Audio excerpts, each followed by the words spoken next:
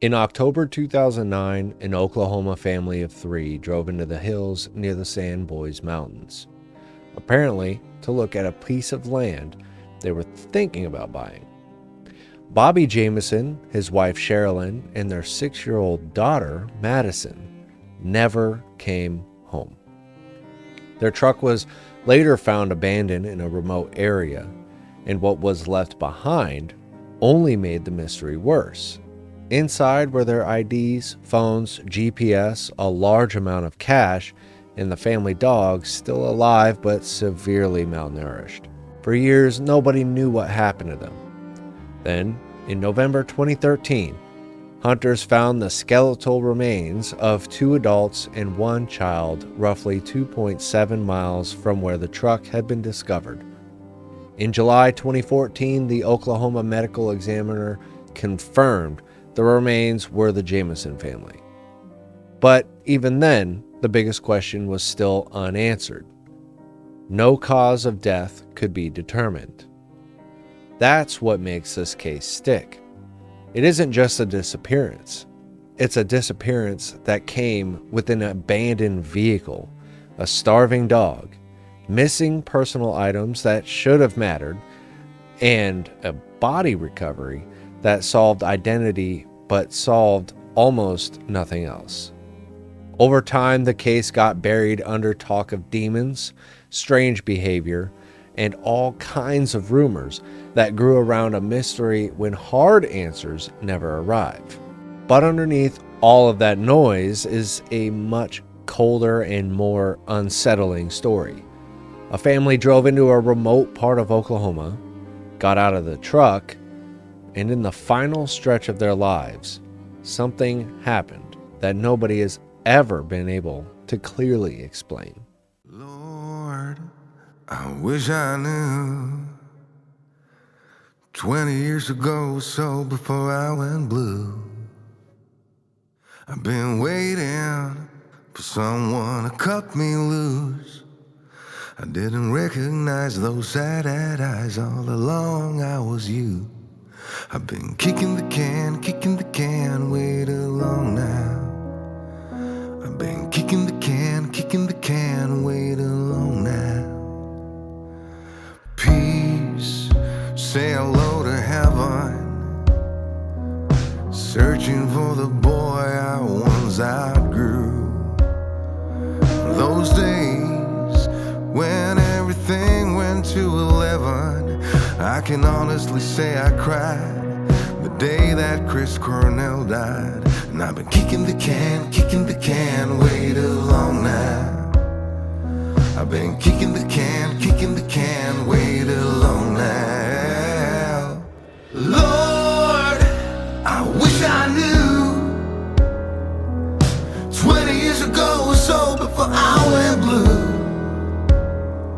I've been waiting for someone to cut me loose. I didn't recognize those sad eyes. All along I was you. Those sad eyes. Some say real men don't cry, so why the hell do I?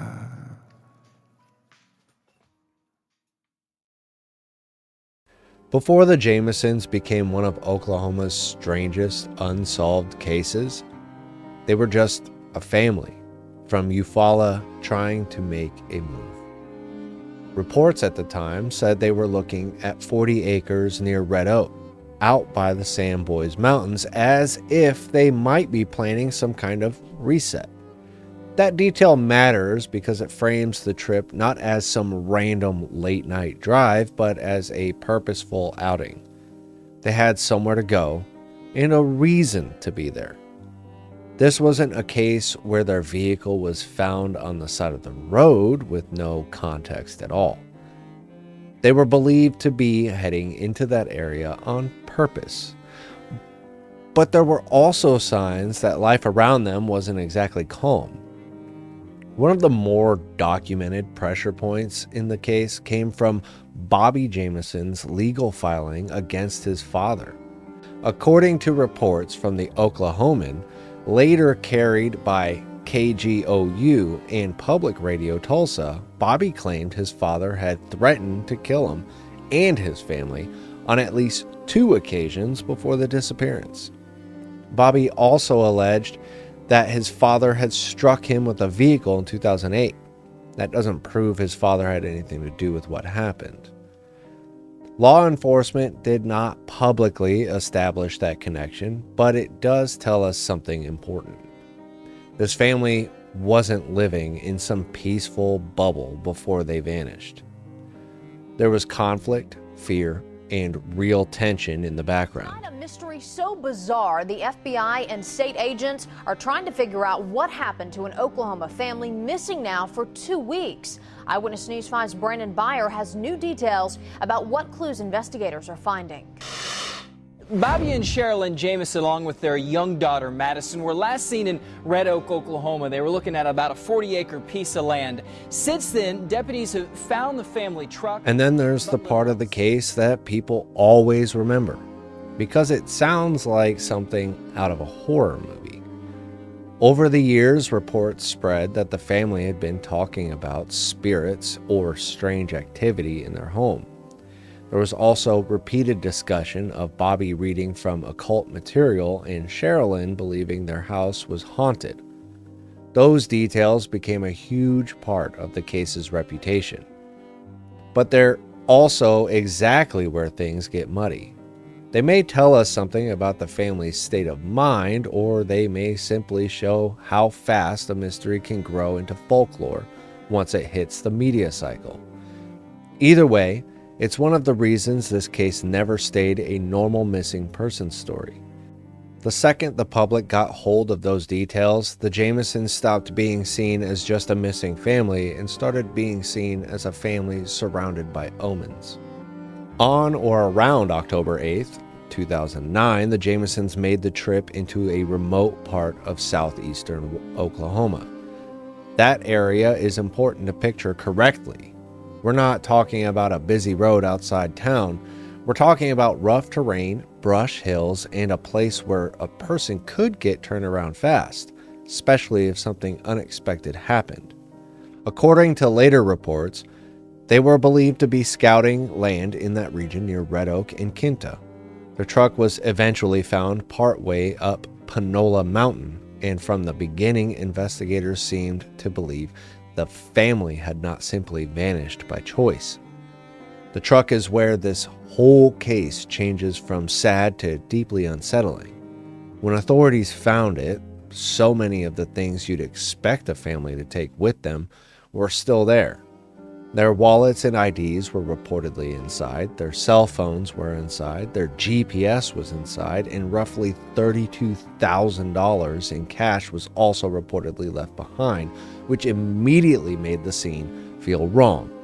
People who willingly disappear don't usually leave behind their money, phones, their identification, and their vehicle all at once. And then there was the dog. Still alive, trapped in that truck, emancipated and close to death. That single image tells you how quickly this trip turned into disaster.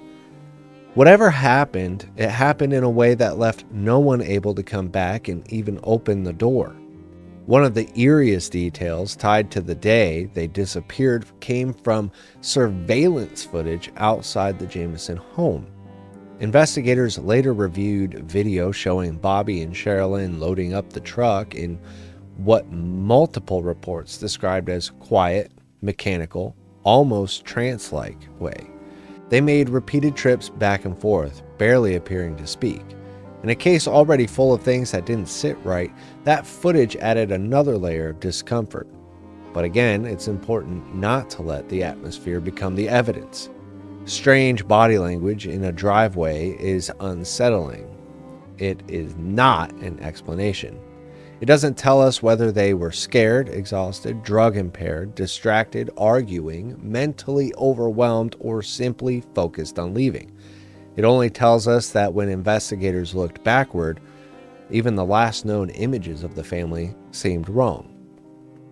And the video itself is really bad quality. So keep that in mind.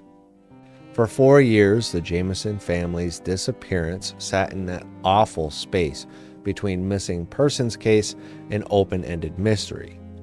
The truck had been found, the belongings had been found, but the people themselves were simply gone. Then, in November 2013, hunters discovered skeletal remains in a remote wooded area of Latimer County.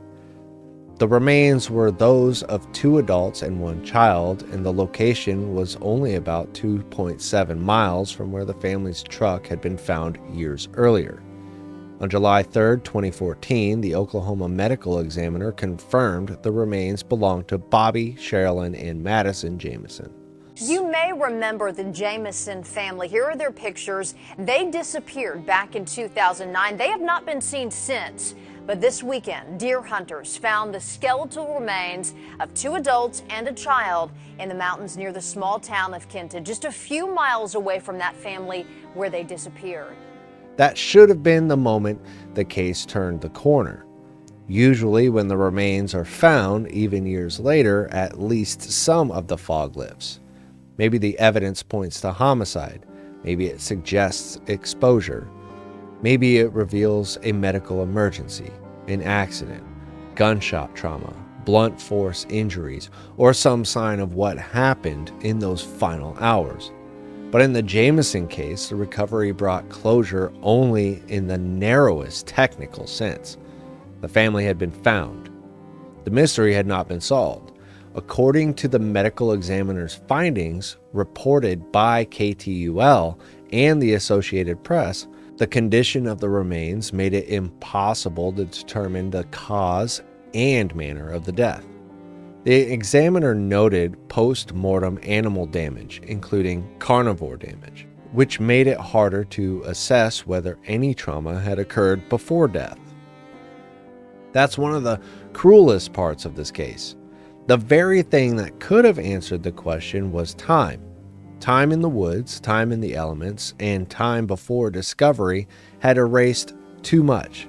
So after all those years, investigators were left in almost the same place they started.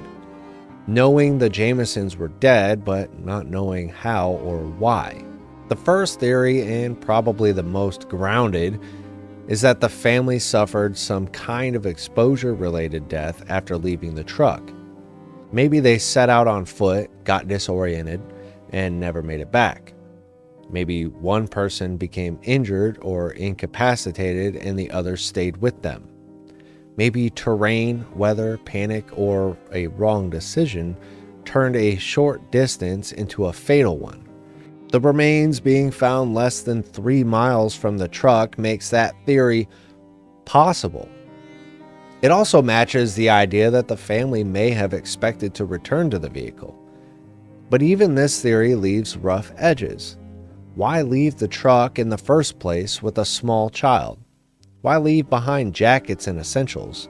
And how does an entire family die so close to the vehicle without creating a clearer trail? The second theory is foul play. That possibility has never gone away, and honestly, it can't go away because the forensic evidence never ruled it out. The remote location makes outside involvement possible. The legal conflict involving Bobby's father gave the public an obvious person to look at, even though no official conclusion tied him to the case. The large amount of cash in the truck makes some people think the family may have been involved in something more complicated than a simple land trip. But there's a problem with the foul play theory too. There's no public forensic finding that cleanly supports it. No announced cause of death, no public murder ruling, no clear evidence of a killer waiting in the hills. Foul play remains possible, but possible is not the same as proven.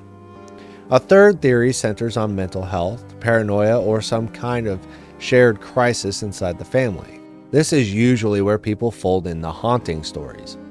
The reported odd behavior, the surveillance footage, and the sense that the Jamisons may have been under emotional strain before they disappeared. But this theory is tricky because it often becomes a catch-all explanation for details people can't otherwise place.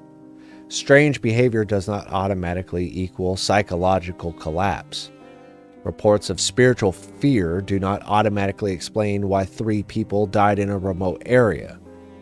There may have been stress, fear, or instability in that household, and there may also have been none of that in the final decisive moment.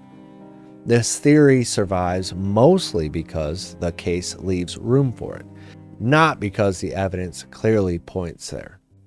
And then there's the supernatural version, the one that keeps this case alive on YouTube, in podcasts, and in online mystery threads.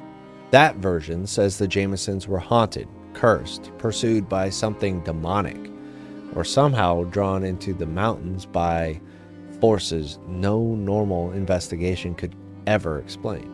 Sherilynn Jamison was known to dabble in the world of the supernatural.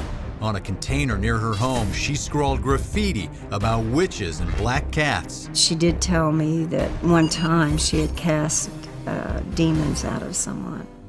It's the most dramatic version and absolutely part of the story's reputation, but it also has the weakest footing. The supernatural theory is what grows when a case has eerie details and no resolution. It explains the mood, it does not explain the facts. What makes the Jamison family case so haunting isn't that it feels paranormal, it's that it doesn't need to. A mother, a father, and a 6-year-old child drove into the Oklahoma wilderness for what was supposed to be a simple trip. Their truck was found abandoned, their dog was found alive, thankfully, their money, phone, and identifications were all still there. Their remains were eventually found within walking distance in the grand scheme of things, and yet, even after all of that, no one has ever been able to say with confidence what actually happened in the final stretch of their lives. And maybe that's why this case lingers the way it does. Not because it's the strangest mystery ever told, but because it feels like the answer ought to be there. The truck is there, the route is there, the remains are there, the timeline is there, at least in pieces, but the one thing that matters most is still missing. Somewhere between that parked truck and the place where the family was later found, the story breaks apart. And after all these years, nobody has managed to put it back together.